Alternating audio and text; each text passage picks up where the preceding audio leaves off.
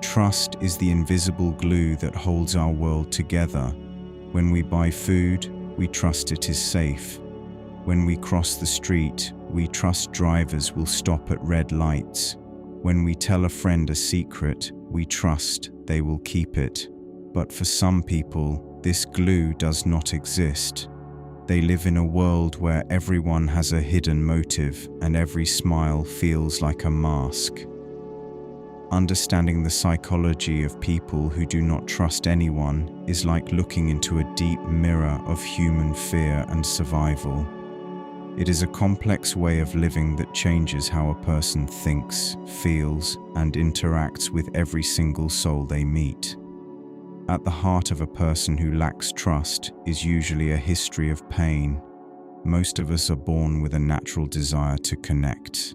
As babies, we cry because we trust that someone will come to help us. This is called secure attachment. However, if a child grows up in an environment where their needs are ignored or where the people who are supposed to love them are unpredictable, that natural trust breaks.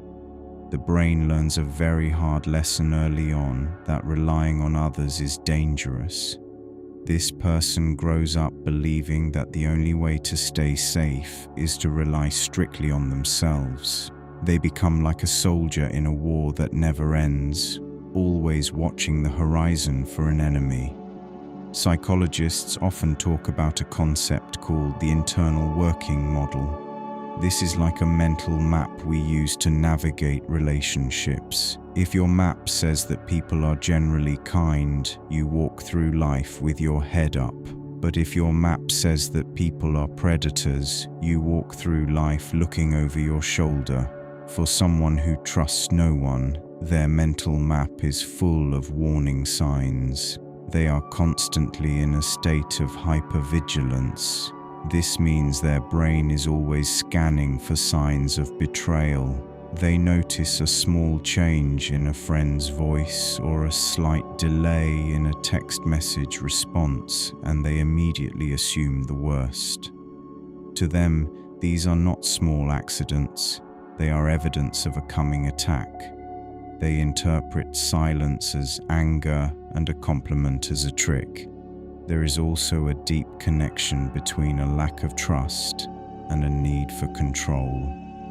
When you do not trust others, you feel like you are standing on thin ice. To keep from falling, you try to control everything around you. You might refuse to let people help you with work because you think they will fail or sabotage you. You might ask your partner many questions about where they were because you are trying to eliminate the possibility of being surprised by a lie. This need for control is exhausting. It takes a lot of mental energy to manage every detail of your life and the lives of those around you just to feel a tiny bit of safety. They feel that if they let go of the steering wheel for even 1 second, someone will surely steer them off a cliff. Interestingly, people who do not trust anyone often struggle with their own self-esteem. It sounds strange because they often appear very strong and independent, but deep down there is often a belief that says, "I am not worth being treated well." They think that if people really knew them, they would leave or take advantage of them. By not trusting anyone, they are actually protecting themselves from the pain of being rejected. If I never let you in, you can never hurt me when you leave.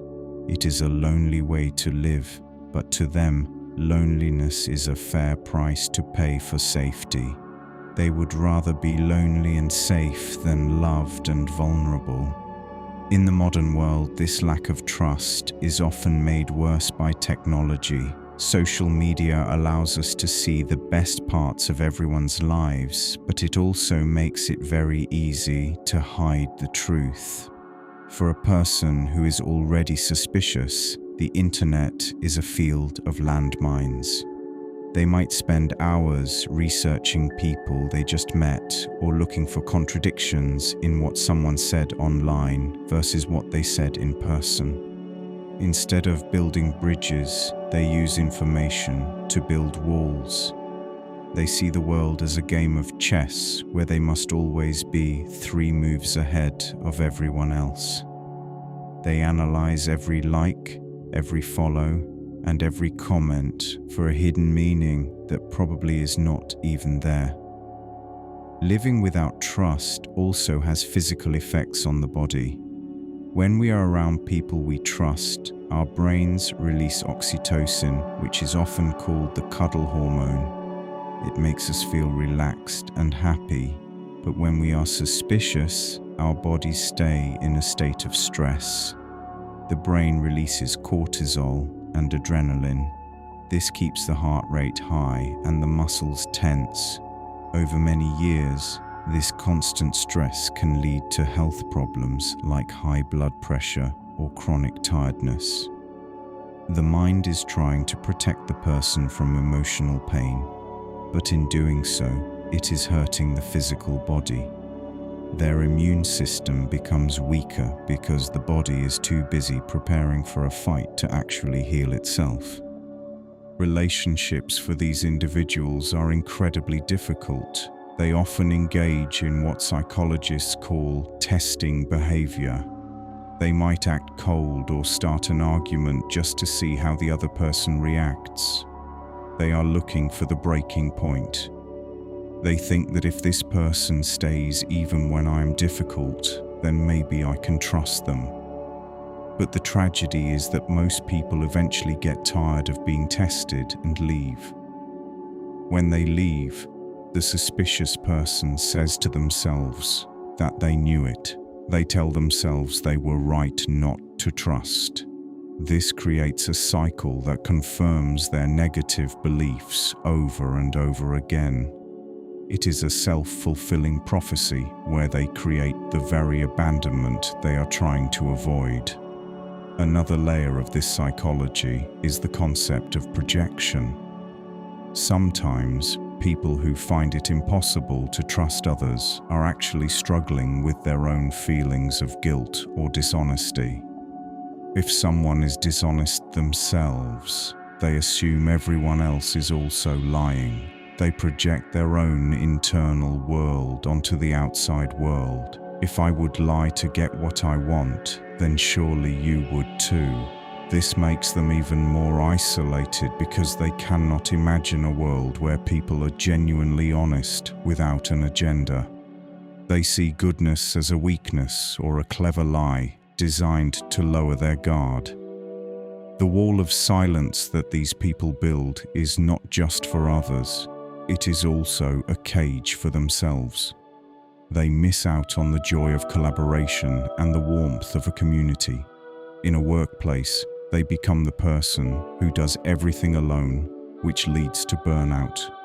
In a family, they become the person who is distant and cold, which hurts their children or partners. They believe they are being strong, but they are actually being fragile. True strength comes from the ability to be vulnerable and still survive. True strength is knowing that you might get hurt, but deciding that connection is worth the risk.